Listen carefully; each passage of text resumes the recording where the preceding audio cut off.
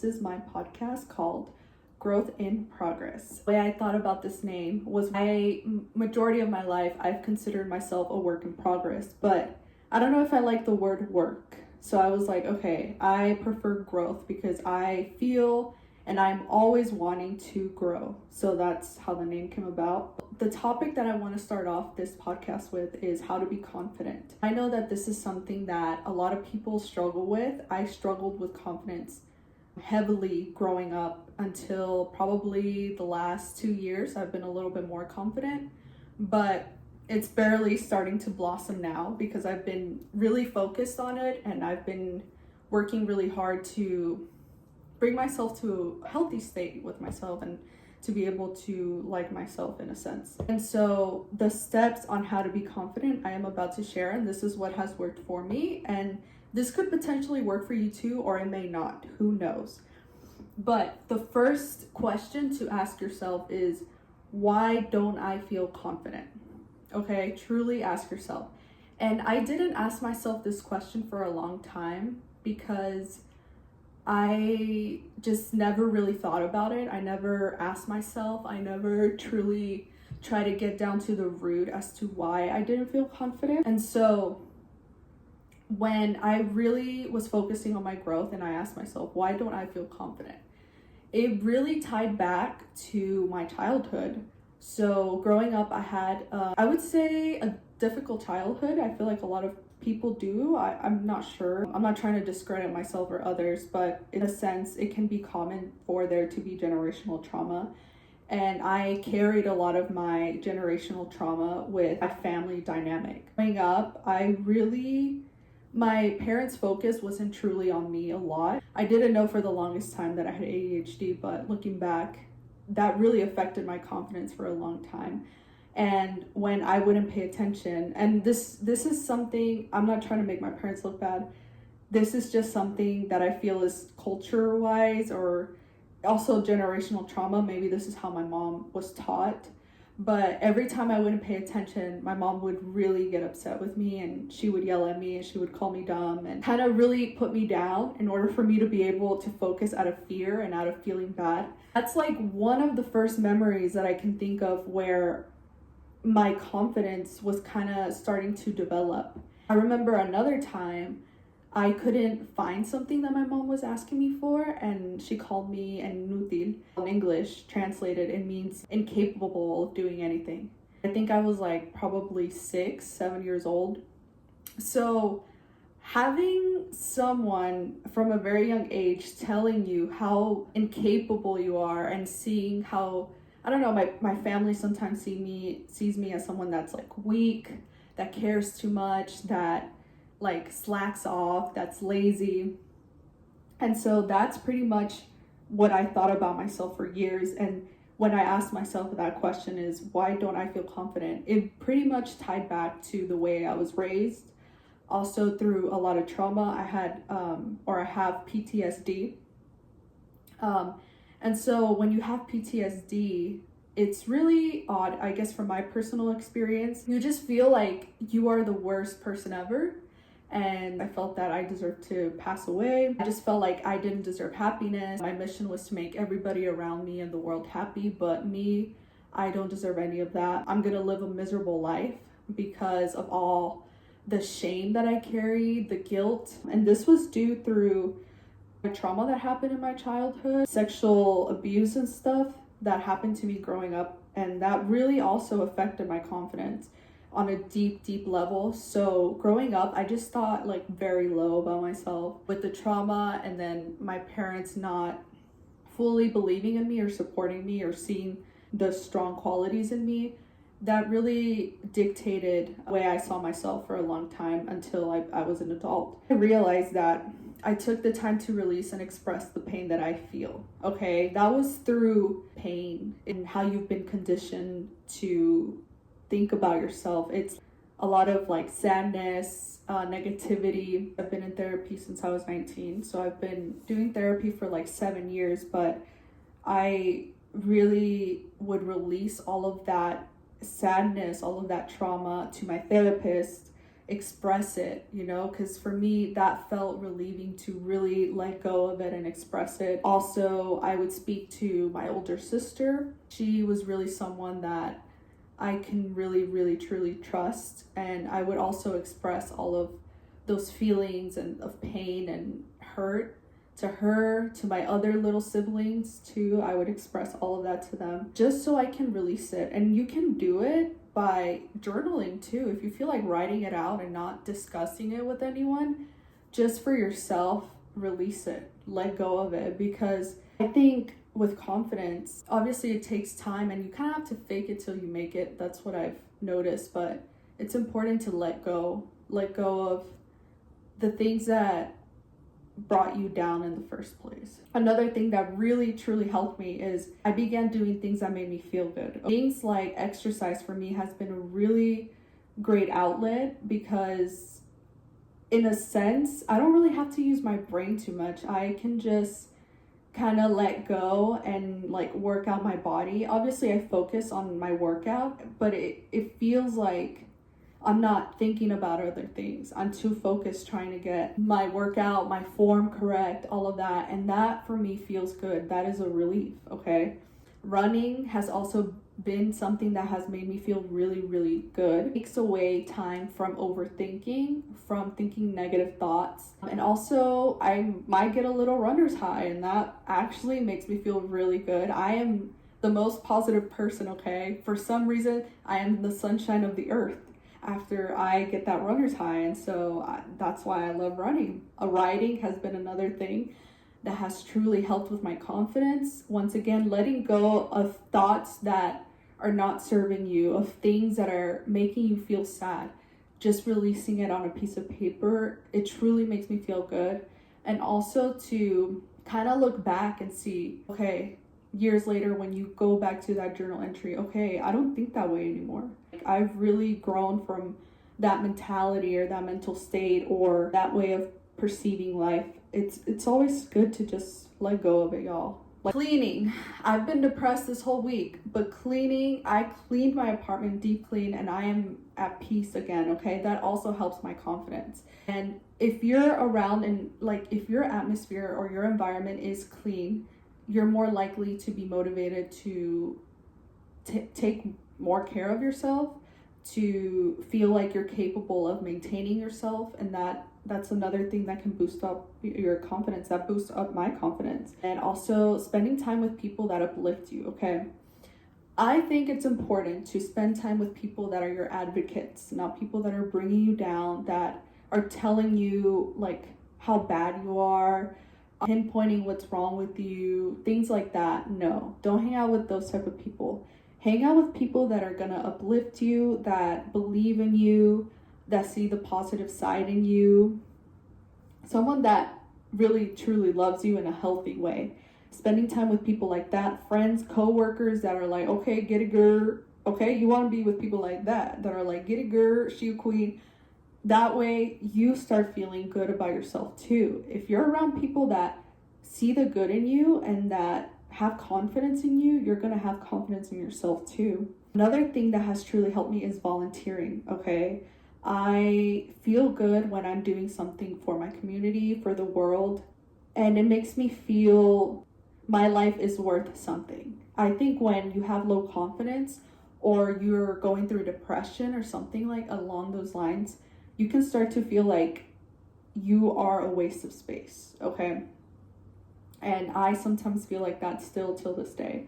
But when I volunteer and I know I'm forming connections with people, I think also socializing makes me happy, like being able to connect with different types of people. Also making some type of change in their life or helping them or guiding them through something, that can truly just like make you feel more confident, because you know, okay, I'm worth something. I'm worthy of living. I'm worthy of existing because I feel good helping this person and I am a good person in a sense. You know, I'm not bad, especially growing up with PTSD. I just thought I was a bad person. But once I started doing volunteer work and I saw and I felt how much I actually cared about the people that I'm helping, I'm like, someone who is a bad person does not care about the people they're helping. They wouldn't even care to volunteer, they wouldn't care to do anything.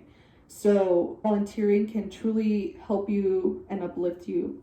And also think or write even the small things that you like about yourself. Okay, that is another thing that truly helped me. It's important to try to write something or think something of yourself that you like. I remember the first thing I said that I liked about myself was my hair. Sue me, arrest me, my hair. Okay, I truly do like my hair. I like how thick my hair is. I like how healthy it is. I like how it doesn't truly require a lot of maintenance. I can kind of just roll out of bed and my hair naturally looks good. Like, I don't have to do much. You know, I like how long it is, how dark it is. I love having really dark hair, black hair. Yeah, I've learned to really love my hair. And that's a true compliment to myself. And for me, I'm like, okay, I remember my therapist telling me something genuine. It could be as small as, I like how I dress. I like how I wash the dishes. I like how I put the toilet seat down when I am going to the restroom. I'm telling y'all, anything as simple as that. For me, it was my hair. And you have to kind of try to go into detail as to why you like it, okay? For me, I was like, I like how thick it is. I like how it's a representation of both of my parents. I like how low maintenance it is. I like how it ties my personality together, because I feel like my personality can be very big, and I'm like, I like how my hair is big too. Like, it's symbolic for that. Just kind of writing these small things. Like, I like how I wash the dishes because I take my time when I wash them. I put my gloves on. I make sure that my space is clean after I wash them. I clean my sink. Things as simple as that, y'all. And from there, you can start growing more compliments. So once, for example, I said, I like my hair because of this, this, and this. Then I went on to say, well, I like my hands because they're tiny. And I like having tiny hands. Right now, this hand has terrible nails, but I like my tiny hands, okay? I'm not against them. They're kind of cute. I'm not showing this hand off because I did not do my nails, but they're kind of cute, you know? They're kind of little hamster hands, and I dig that. I like that. And then you start growing and evolving more compliments, okay, y'all? But start off small. It can be anything as, I like how I put gas in my car every week. And then from there, my compliments started getting deeper, like, I like how kind I am. I like how giving I am. I am compassionate. I am empathetic. And so on and so forth. Also, another tip, it's so important to be aware of the way that you are talking to yourself, of the way that you think of yourself, okay? Sometimes it's hard, y'all. I'm still working on it. I'm not perfect. And that's why I hate like talking about things that have helped me, because I don't want to make it seem like, oh my God, like I'm healed. You know what I mean? Like, oh my God, I'm completely like, I think like I'm the best human being on earth, because today my confidence was actually pretty low. It's just life, okay, y'all, it's life. But my confidence is not the highest today. And I think confidence, it's about, sometimes you don't like yourself, but you also have compassion towards yourself on the days that you don't like yourself, or you try, even if you don't accomplish it, even though you might not feel compassion, at least you're trying to have some compassion, and you're trying to see or think of ways that you can be forgiving towards yourself if you feel low about yourself, you know? But it's important to be aware of when you're messing up, are you being kind and compassionate? When you make a mistake, are you like, you're an idiot? Like, do you call yourself an idiot? Like, I'm an idiot. I fucking suck and I'm the worst human, and I'm not even capable of doing this. I don't know why. Stuff like that. When you start saying words like that to yourself, that's like the rudest thing you can do. It's like if your coworker made a mistake and you go up to them and you're like, you're incapable of doing anything, huh? Like, you're an idiot and I don't even know how you got this job because you're not even capable of putting up a sign. Y'all, if you wouldn't say it to your friend, if you wouldn't say it to somebody you love, to a coworker, anybody around you, don't say it to yourself, okay? That is not healthy, to talk to yourself in a demeaning way, in a rude way. if you make a mistake, maybe try to be, even if you don't feel it, right? Even you can even admit to yourself, I'm upset at myself right now because it makes me upset that I didn't know how to put up the sign. But this is my first time doing this, so I'm gonna learn over time, and you're doing the best that you can, and I appreciate you for even trying to put up the sign. Okay. Also, it's an opportunity when we make mistakes to learn. Okay, it's an opportunity for us to ask somebody around us or to figure it out and learn new ways of doing stuff. And that's why making mistakes or not knowing how to do or think or be a certain way, it's okay, because it's an opportunity to understand, to learn, and to grow. So being harsh towards yourself and being like, hey, you're a fucking idiot for not knowing how to do anything, that's not going to help in your growth, and it's also not going to help in your confidence. It's going to really tear you down more. Society already does that in a sense, y'all. Some of society, okay? Society, the world sometimes can be very harsh. So why be harsh towards ourselves? Okay, at least let's have one confidant, one advocate, and let that be ourselves. Okay, if you go through a difficult situation, you try something new, appreciate yourself, because guess what, you put yourself out of your comfort zone, and that takes a lot of courage and a lot of bravery. So it's also important to acknowledge things that you've done and to appreciate yourself. Also, another tip, truly get to know yourself, not through a fearful lens, but through a loving and honest lens. I always think to myself of when I was a kid, right? When I was a kid, I loved being the it girl. Guilty.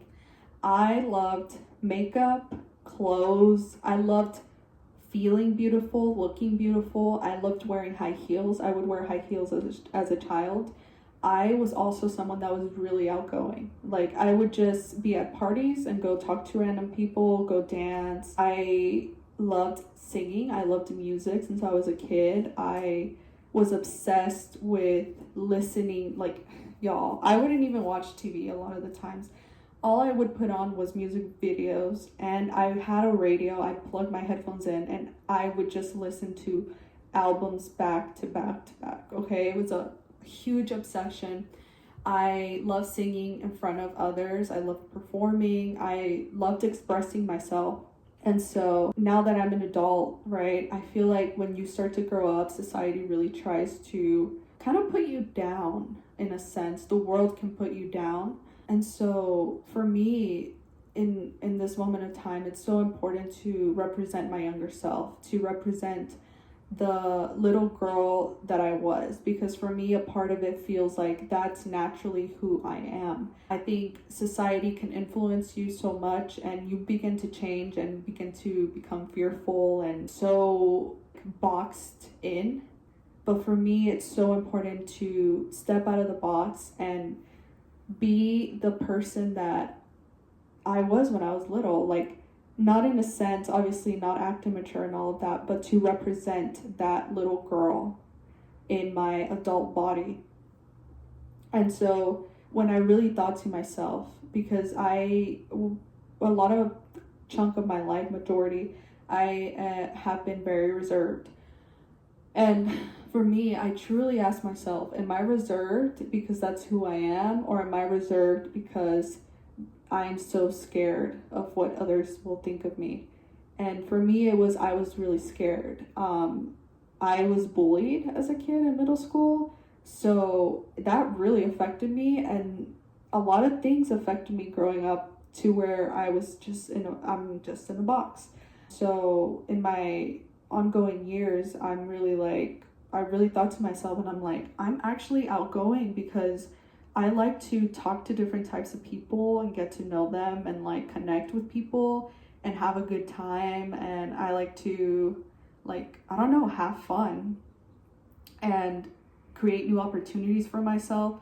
And so when I really thought about it, I'm like, I'm not actually reserved. I'm not shy. I am actually outgoing because I truly enjoy being outgoing. So now as an adult, I feel like it's my priority to represent myself and to do the things that feel genuine to who I am and that I've always wanted to do, because life is really short.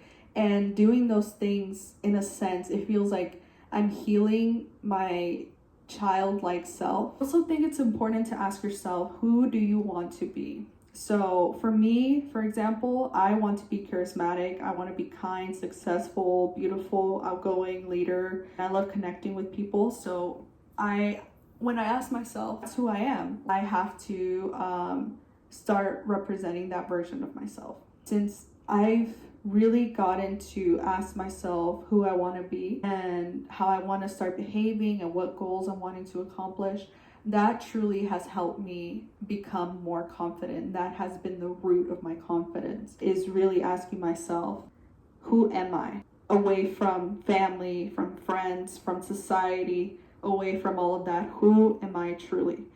And who do I want to be? And that has truly, y'all, that has truly helped my confidence. Of course, 7 years of therapy. 7 years of therapy has also helped. Okay, it has helped. But truly connecting with yourself and asking yourself and forming plans with yourself, that has also helped, okay? Try to place yourself in uncomfortable situations, okay? And to push your limits. I've been doing that these past few years. I actually learned this from a guy that was terrible, okay? He was the worst guy I ever talked to, or one of the worst guys ever. But I will give him that. He is successful in his career, okay? And some aspects of life, he is successful. And I asked him, what helps you be confident? What helps you be successful? And he told me, I placed myself in uncomfortable situations that I would not want to put myself in. I put myself in those situations. And I was like, to a certain extent, I agree with him, right? But when you're placing yourself in uncomfortable situations, from my perspective, you also have to be very prepared, okay? You have to have a plan, you have to be strategic, concrete, but placing yourself in uncomfortable situations or things that you wouldn't think you're capable of doing, that's what I do. And that has truly also helped my confidence a lot. It has helped me get to believe in myself and understand my value and my intelligence and my worth and my strength. Because my whole life I've been told, you're weak. All you do is whine. All you do is complain. I don't know, you're too emotional, too sensitive. You care too much. You're too empathetic. You're all this, you're that. But for me, I've learned to really begin to kind of build a relationship of trust with myself and a friendship to where I know I can rely on myself and I know that I've got my own back and I know that I'm capable of a lot of things as long as I try and I'm prepared. So always try to push your limits in some way, in a healthy way. Obviously, don't do crazy things, but push yourself in a healthy way. Another way that I've been pushing myself is with this podcast, okay? I really enjoy talking. I really enjoy sharing my thoughts and things that I've learned and stuff, but it did feel a bit uncomfortable to do it just because I'm like, I hope people don't think I'm a know-it-all and I'm an idiot and that I'm sharing things that kind of dumb in a sense. I don't want to sound dumb. I don't want to seem a certain way. But then there's also a part of me that's like, okay, in a sense, I feel like when you have a good relationship with yourself, it doesn't truly matter that much anymore. I'm not saying that other people can't hurt you, but you've got yourself and you've got also your support group and all of that, supportive people in your life. It's been a way that I've kind of pushing myself now, and also like doing TikTok and making like music with different types of people and friends and stuff. It's been a really out of my norm experience, and I may not get the outcomes I want, y'all. A lot of the times, not a lot, but sometimes, I don't want to say a lot of the time, sometimes I don't get the outcomes I want when I push myself, but it's also like, okay, I'm also learning, like I'm here to learn, and if I don't get it this time, I'm gonna keep trying until I die. Another tip, it's important to appreciate yourself and to say kind and encouraging words. This helps me a lot too. Like if I'm preparing for something, like I had an interview a couple weeks ago probably, or a month ago, and I looked at myself in the mirror and I told myself positive things about myself, like I'm hardworking, I'm intelligent, I'm capable, I'm beautiful, I am innovative, I am a leader, stuff like that. And once I got into that interview, I was not nervous at all, y'all. I was like, whatever it's gonna be, it's gonna be. I'm prepared. I really did prepare. I studied before the interview to make sure that I was prepared for interview questions. And I also try to help myself understand that I believe in myself and that if I put in the best effort that I can, that I'm capable of doing whatever I set my mind to. And I did end up getting the job, but I think it's important for me, even if I wouldn't have gotten the job, I was still appreciative towards myself for putting myself out of my comfort zone and for applying for a job that is out of my norm, something that I haven't really stepped foot in. I think looking at yourself in the mirror and giving yourself some words of affirmation or kind words, I think that truly helps a lot, honestly, because you're just being kind to yourself. It's kind of like if you go to your best friend and you're like, hey, you're beautiful, or you're the prettiest girl ever. It's like you're saying that to yourself, and you're kind of building that relationship of love with yourself. So that's something that I feel like appreciating yourself, encouraging yourself, saying positive things to yourself can truly make a huge change. And lastly, I think it's highly important to focus on yourself. For me, a lot of chunk of my life, I was focused on everybody around me because I'm someone who worries about people a lot. I want to make sure that the people around me are safe, that they're okay, that I'm helping them. And I think it's important for me to always be that way because I love the people around me and I want to make sure that they're fine. But I've also learned to really focus on myself and make sure that I'm okay. Make sure that my cup is being filled, that I'm focused on the things that I want to accomplish, that I'm focused on making myself feel at ease or at peace or whatever I'm needing during the moment. I think it's really important for me to be able to do that. So I think truly focusing on yourself, appreciating yourself. So this has been it for Growth in Progress. I will be posting an episode each Thursday, so y'all can look out for that. If y'all ever want to chat or have any questions or have any advice or want to express something to someone, y'all can always email me, send me a message through Instagram or TikTok. But yeah, and that's all I have, and this has been Growth in Progress. Thank y'all for staying this long with me. I appreciate you all. Goodbye.